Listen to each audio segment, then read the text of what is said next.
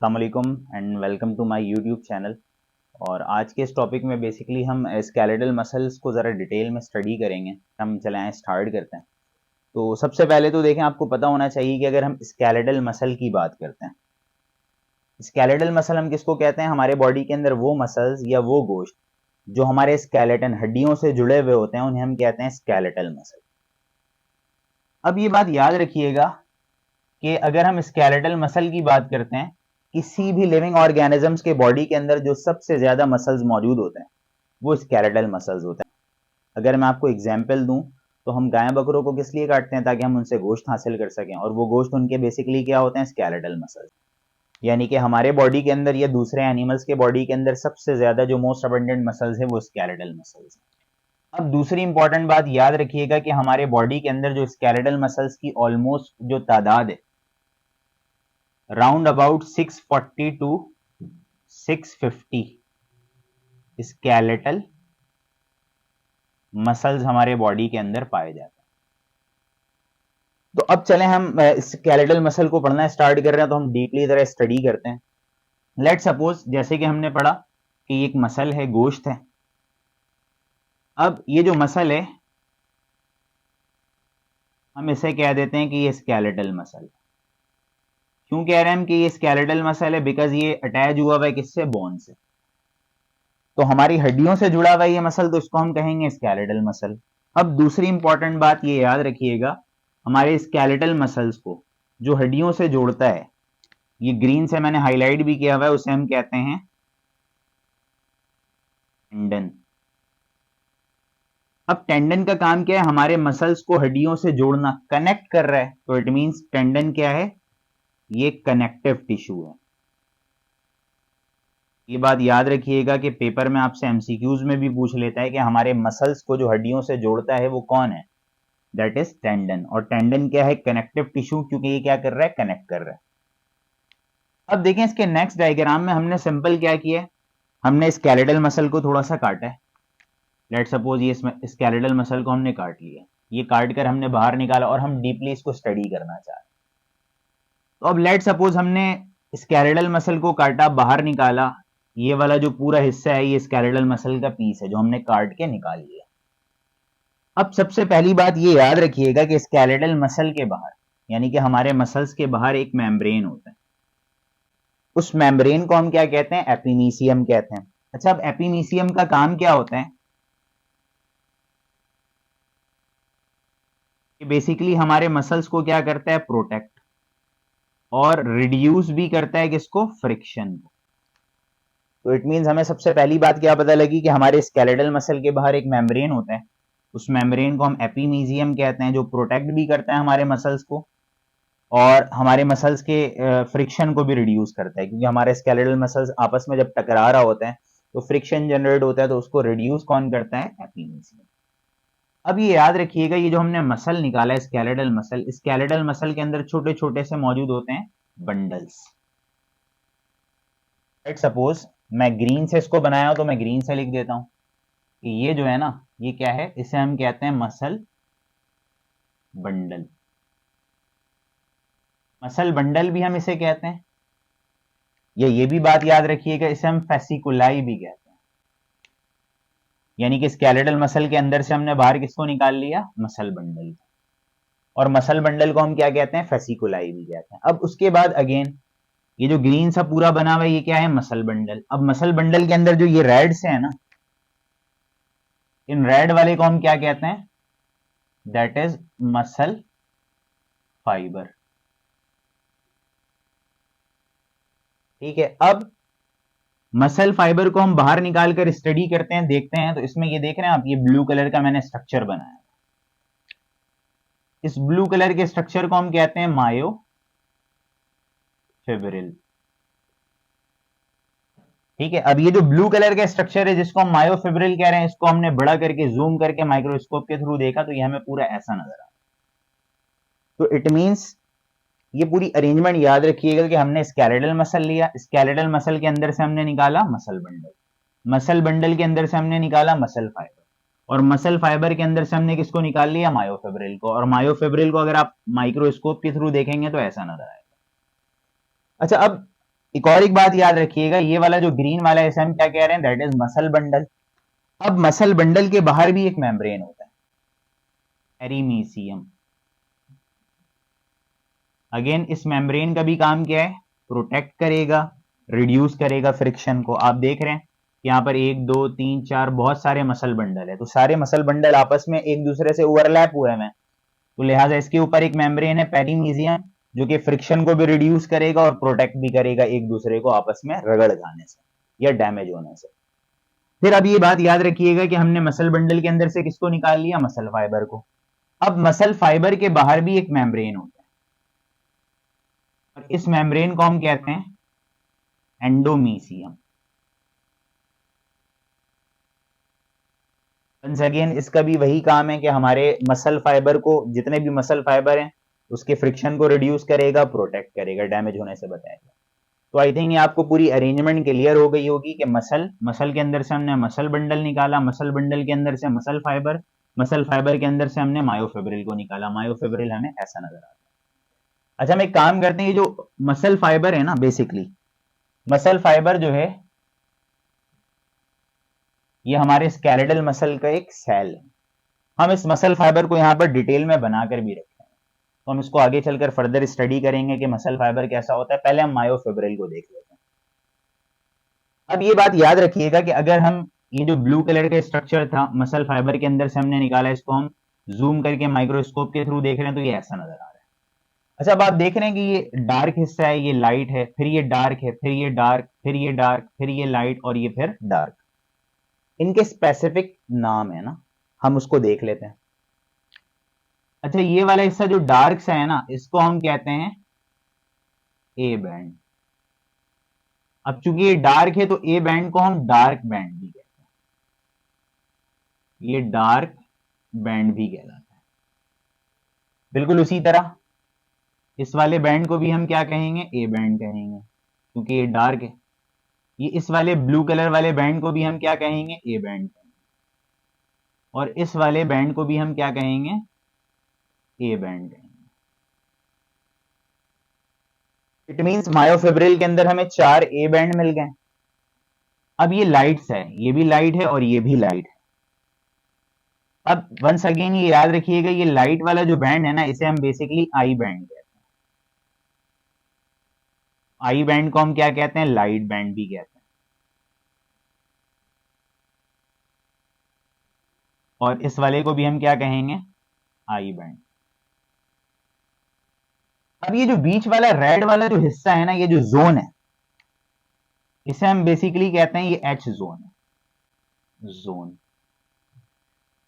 तो यहां पर प्रॉपर याद रखिएगा कि हमने क्या किया, यहां पर हमने सिंपल क्या किया, मायोफिब्रिल को बाहर निकाला, तो मायोफिब्रिल हमें एक इस तरह का स्ट्रक्चर नजर आता है, जिसमें क्या होते हैं, dark band, light band, dark band, फिर ये डार्क वाला हिस्सा, फिर ये dark band, light band, dark band.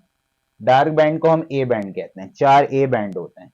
ये लाइट वाला जो बैंड है इसको हम आई बैंड कहते हैं, ठीक है। और ये जो बीच वाला हिस्सा है इसे हम क्या कहते हैं, एच जोन कहते हैं। अब एक बात और याद रखिएगा, ये जो मायोफिब्रिल को हम निकाल कर बना रहे हैं ना, इसका जो साइज होता है ना 1 to 2 माइक्रोमीटर का होता है। राउंड अबाउट मायोफिब्रिल जो हमारे मसल फाइबर के अंदर मौजूद है वो 1 से 2 माइक्रोमीटर तक का होता है। अब हम एक काम करते हैं, ये जो एच जोन है ना, एच जोन के सेंटर से हम एक लाइन ड्रॉ कर देते हैं। ये हमने एक लाइन बना ली, एच जोन के बीच से हमने एक लाइन बनाई, इस लाइन को हम कहते हैं एम लाइन।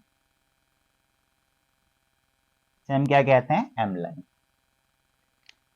अब हम एक काम और करते हैं, ये आई बैंड है ना, इस आई बैंड के बीच से हम एक लाइन ड्रॉ कर देते हैं, ये हमने कर दिया। और इस आई बैंड के बीच से भी हम क्या कर देते हैं, एक लाइन ड्रॉ कर देते हैं, यहां पर भी हमने कर दिया। अब ये जो 2 लाइनें मैंने खींची है ना ग्रीन कलर की आई बैंड के बीच से, इस लाइन को मैं कहूंगा ये है जेड लाइन, और ये वाला लाइन भी क्या है, जेड लाइन। अब बेसिकली मैं इस लाइन को खींचकर नीचे लाकर बनाकर दिखा रहा हूं आपको कि कैसा नजर आता है। ये सारे लाइंस अंदर ही मौजूद होते हैं, तो इट मींस हमें क्या पता लगा कि एच जोन के बीच में एक लाइन होती है जिसको हम कहते हैं एम लाइन, आई बैंड के बीच में एक लाइन होती है जेड लाइन, और यहां पर भी आई बैंड के बीच में एक लाइन होती है, दैट इज जेड लाइन। अब ये याद रखिएगा, मायोफिब्रिल के अंदर एक जेड लाइन से दूसरे जेड लाइन का जो फासला है ना, वो कहलाता है सार्कोमेयर। ये पेपर में एमसीक्यूज पूछ लेता और बड़ा इंपॉर्टेंट पॉइंट है। What is sarcomere? मायोफिब्रिल के अंदर एक आई बैंड से दूसरे आई बैंड का फासला, यानी कि जेड लाइन से जेड लाइन का फासला क्या कहलाता है? सार्कोमेयर कहलाता है।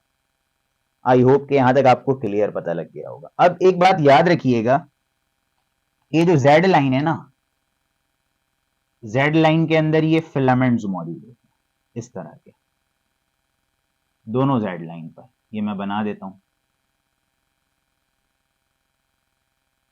जो ब्लू कलर का मैंने बनाया ना, इसको हम कहते हैं एक्टिन फिलामेंट। इसे हम एक्टिन फिलामेंट भी कहते हैं, और ये थिन होता है तो इसे हम थिन फिलामेंट भी कहते हैं। तो ये बात आपको याद रखनी है कि जेड लाइन पर जो फिलामेंट होता है ना, उसको हम एक्टिन फिलामेंट कहते हैं, और वो जरा पतला सा होता है तो उसको हम कहते हैं थिन फिलामेंट। उसके बाद यहां पर ये जो एम लाइन जा रहा है हमारा, एम लाइन पर भी एक फिलामेंट होता है। अब एम लाइन पर जो फिलामेंट होता है ये जरा सा मोटा है, थिक है। इस फिलामेंट को हम क्या कहेंगे? ये है मायोसिन फिलामेंट। ये मायोसिन फिलामेंट है। चूंकि ये थिक है, मोटा है जरा, तो इसको हम थिक फिलामेंट भी कहेंगे। आई थिंक यहां तक बात समझ में आ गई होगी आपको। और ये सारे स्ट्रक्चर इसके अंदर ही मौजूद होते हैं, लेकिन अब चूंकि अंदर बनाकर मैं दिखा नहीं सकता, डायग्राम छोटा सा है, तो मैंने बाहर निकाल कर बना दिया। तो सिंपल से हमने क्या पढ़ा कि आई बैंड के बीच से एक लाइन ड्रॉ किया हमने, जेड इज जेड लाइन, यहां पर भी जेड लाइन।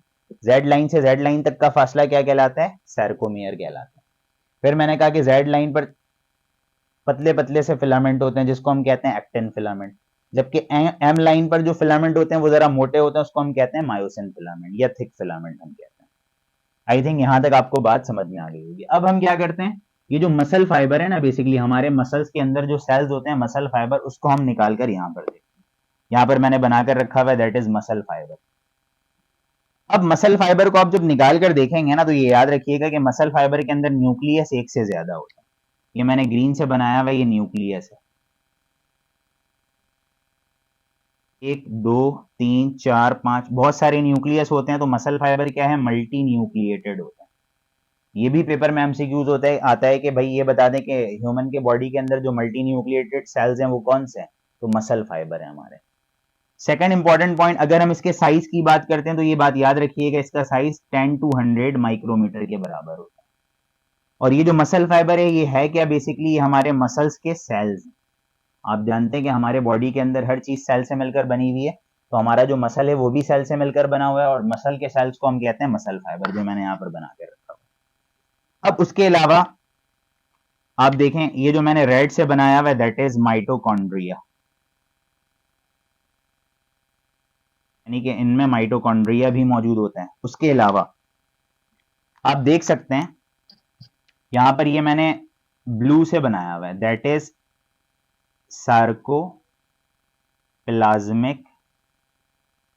रेटिक्यूलम। ये बात याद रखिएगा, सार्कोप्लाज्मिक रेटिक्यूलम टाइप है स्मूथ एंडोप्लाज्मिक रेटिक्यूलम। ये पेपर में एमसीक्यूज पूछता है कि मसल फाइबर के अंदर जो एंडोप्लाज्मिक रेटिक्यूलम है, सार्कोप्लाज्मिक रेटिक्यूलम, वो क्या होता है? स्मूथ एंडोप्लाज्मिक रेटिक्यूलम होता है। और सार्कोप्लाज्मिक रेटिक्यूलम के अंदर स्टोर हुआ होता है कैल्शियम आयंस। ये बात याद रखिएगा। अब हम आगे की तरफ चलते हैं। ये जो मैंने ब्लू से ये लकीर जैसा बनाया हुआ, ये बेसिकली मायोफिब्रिल है। मायोफिब्रिल, जिसको हम ऑलरेडी, जैसे कि हमने पढ़ा, ये मसल फाइबर के अंदर ये मायोफिब्रिल निकालकर हमने स्टडी कर लिया।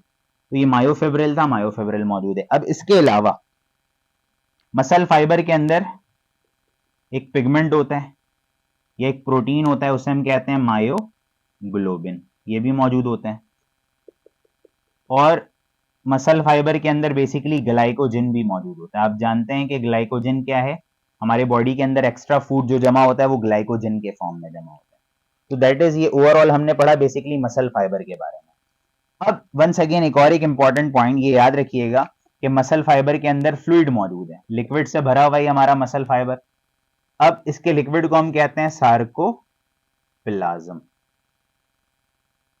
यानी कि इट मींस हमें पता ये चला कि मसल फाइबर के साइटोप्लाज्म को हम बेसिकली साइटोप्लाज्म नहीं कहते हैं, बल्कि क्या कहते हैं, सार्कोप्लाज्म कहते हैं। और इसके मेम्ब्रेन को, मसल फाइबर के मेम्ब्रेन को हम सार्कोलीमा कहते हैं। ये भी पेपर में एमसीक्यूज बहुत पूछता है कि मसल फाइबर के मेम्ब्रेन का नाम बता दें, दैट इज सार्कोलीमा। तो आई होप ये पूरा मसल फाइबर का स्ट्रक्चर आपको क्लियर हो गया होगा। अच्छा, अब आप देखें यहाँ पर कि मसल फाइबर को पूरा देखें, यहाँ पर क्या है, मसल फाइबर ये इन्वेजिनेट हुआ हुआ है, अंदर की तरफ फोल्ड हुआ हुआ है, ये भी यहाँ पर अंदर की तरफ फोल्ड हुआ हुआ है, ये भी यहाँ पर अंदर की तरफ फोल्ड हुआ हुआ है। ये जो अंदर के साइड पर फोल्ड हुआ हुआ है ना, इसके इस फोल्डिंग को या इस अंदर के साइड वाले हिस्से को हम कहते हैं टी ट्यूब्यूल।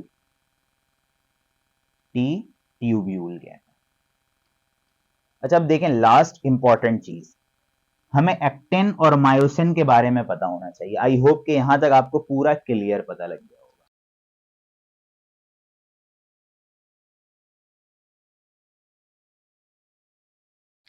हम दोबारा से इसको रिवाइज कर लेते हैं।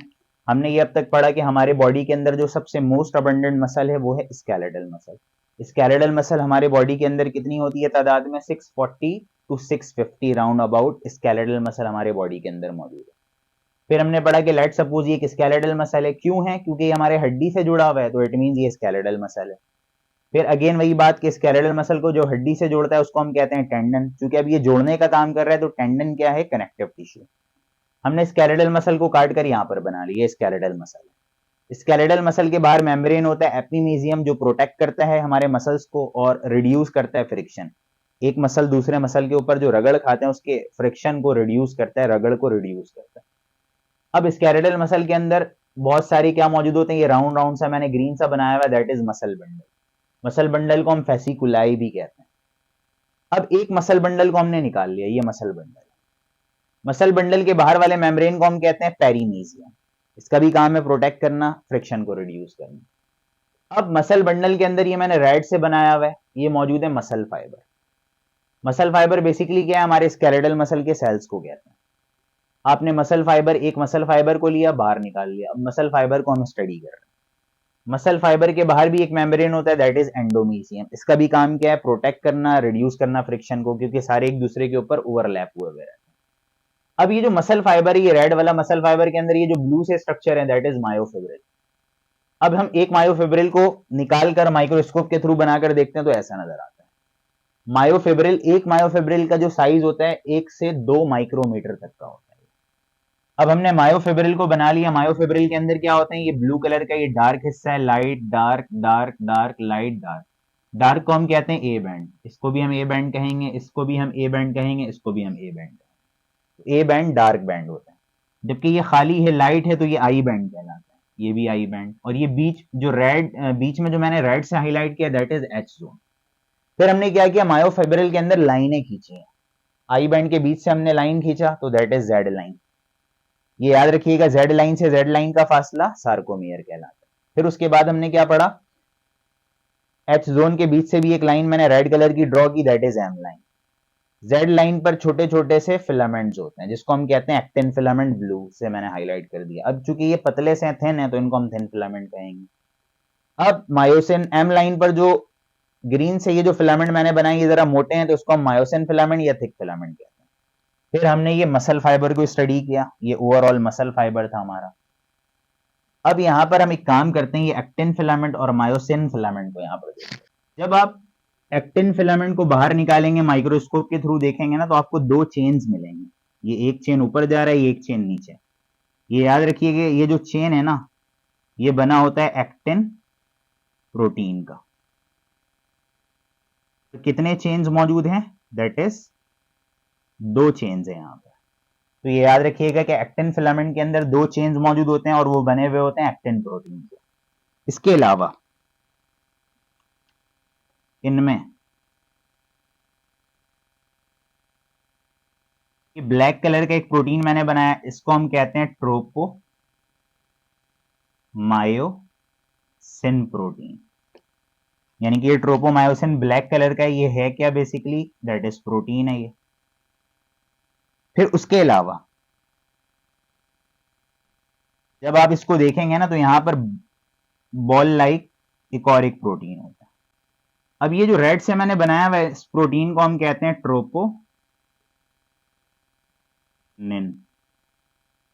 तो इट मींस हम एक्टिन फिलामेंट को जब निकाल कर देखते हैं तो एक्टिन फिलामेंट के अंदर दो चेन होते हैं ब्लू कलर के, ब्लू कलर से मैंने बनाया हुआ है, इसको हम कहते हैं एक्टिन प्रोटीन, इसके दो चेन होते हैं। ब्लैक से मैंने बनाया हुआ है, दैट इज ये प्रोटीन है, इसको हम कहते हैं ट्रोपोमायोसिन प्रोटीन।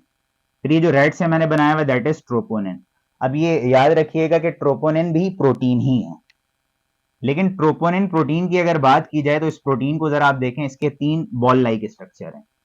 ये जो सबसे नीचे वाला बॉल लाइक स्ट्रक्चर है ये जुड़ा हुआ होता है एक्टिन प्रोटीन से, सेकंड वाला बॉल लाइक स्ट्रक्चर जुड़ा हुआ होता है ट्रोपोमायोसिन से, और थर्ड जो बॉल लाइक स्ट्रक्चर है वो फ्री होता है। ये बात आपने याद रखनी है कि ट्रोपोनिन के अंदर तीन बॉल लाइक स्ट्रक्चर होते हैं, फर्स्ट वाला जुड़ा हुआ होता है एक्टिन प्रोटीन से, सेकंड वाला ट्रोपोमायोसिन प्रोटीन से, और थर्ड वाला क्या होता है, फ्री होता है। ये जो हमने पूरा ओवरऑल स्ट्रक्चर पढ़ा ये किसका पढ़ा, एक्टिन फिलामेंट का। अच्छा, एक्टिन फिलामेंट की अगर हम साइज की बात करते हैं तो इसका साइज याद रखिएगा ये होता है 7 to 8 नैनोमीटर तक का साइज। अब हम एक काम और करते हैं लास्ट, कि हम इस मायोसिन फिलामेंट को उठाते हैं और इसको भी हम माइक्रोस्कोप के थ्रू स्टडी करना चाहते हैं। हम निकाल कर देखते हैं कि मायोसिन कैसा नजर आता है। जब आप इसको निकाल कर देखेंगे ना, जब आप मायोसिन को निकाल कर देखेंगे तो इसके अंदर आपको तीन चेन्स मिलेंगे। अब ये जो तीनों चेन है ना ये प्रोटीन के बने हुए हैं, लेकिन अब हम इस प्रोटीन को क्या कहेंगे, दैट इज मायोसिन प्रोटीन। और कितने चेन्स होते हैं मायोसिन प्रोटीन के, 3 चेन्स होते हैं। इसके अलावा मायोसिन के ऊपर ये क्रॉस ब्रिजेस मौजूद होते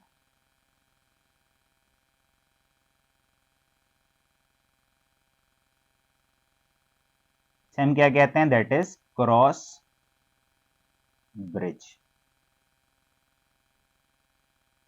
आई होप कि आपको ये एक्टिन प्रोटीन, एक्टिन फिलामेंट और मायोसिन फिलामेंट समझ में आ गया होगा। अब देखें मायोसिन की अगर हम साइज की बात करते हैं तो इसका साइज डबल होता है, 7 to 8 नैनोमीटर है तो इसका डबल हो जाएगा, ऑलमोस्ट 16 नैनोमीटर के इक्वल होता है।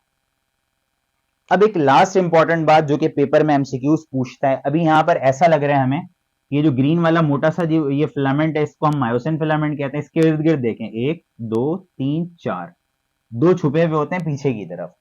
टोटल एक मायोसिन के इर्द गिर्द 6 एक्टिन फिलामेंट होते हैं जो पेपर में एमसीक्यूज आपसे पूछता है। यहां पर मैं बताता चलूं आपको, लेट सपोज कंसिडर करते हैं ये मायोसिन फिलामेंट है। मायोसिन फिलामेंट के इर्द गिर्द 1 2 3 4 5 6 6 क्या मौजूद होते हैं, एक्टिन फिलामेंट।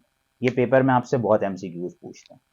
तो आई होप कि ये पूरा लेक्चर आपको समझ में आया होगा। एक दो बार इसको आप प्रॉपर तरीके से देखेंगे तो आप ये पूरा सीख जाएंगे स्केलेटल मसल, और ये आपके पेपर के लिए इनफ है। एमडी कैट में बहुत ज्यादा सपोर्ट करेगा आपको। यहाँ से जितने भी एमसीक्यूज आएंगे स्केलेटल मसल से रिलेटेड इंशाल्लाह वो यहीं से आएंगे।